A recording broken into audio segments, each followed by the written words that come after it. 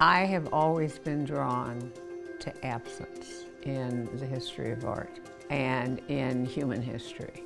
And that impelled my self-guided research project into women's history that led me to create the dinner party.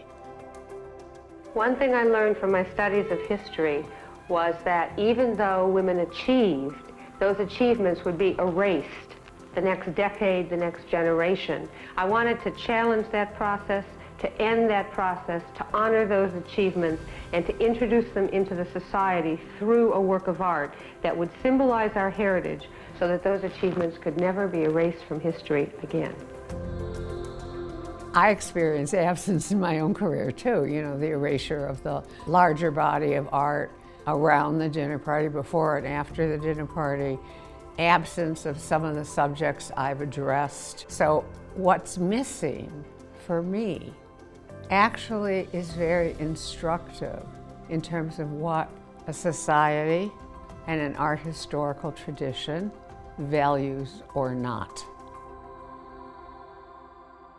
I realized when I was working on the Mary Wollstonecraft runner, and I wanted to depict her dying from childbed fever 2 months after she gave birth to her daughter Mary Shelley, who wrote Frankenstein, that I didn't remember seeing any images of birth in contemporary art. This is before Frida Kahlo's work was known. Because it turned out there was a lot of art about birth in 20th century art that had been erased.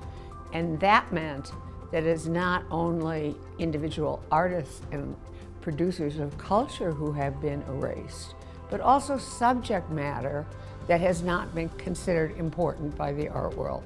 If men had babies, there would be thousands of images of the crowning.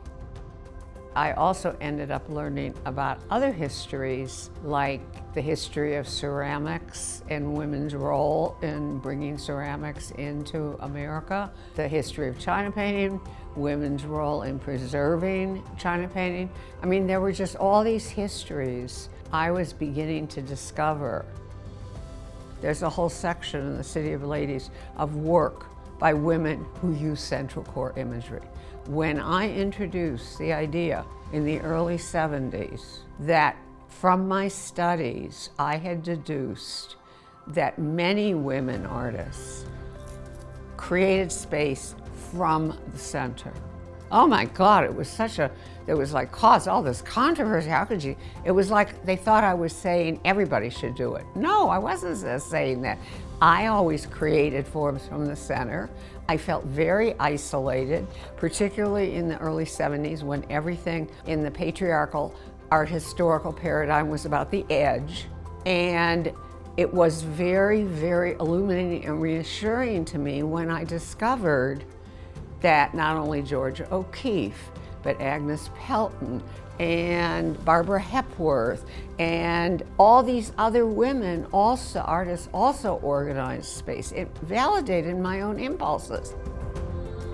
I have drawn on so many histories, most of them unknown or unacknowledged in the art world.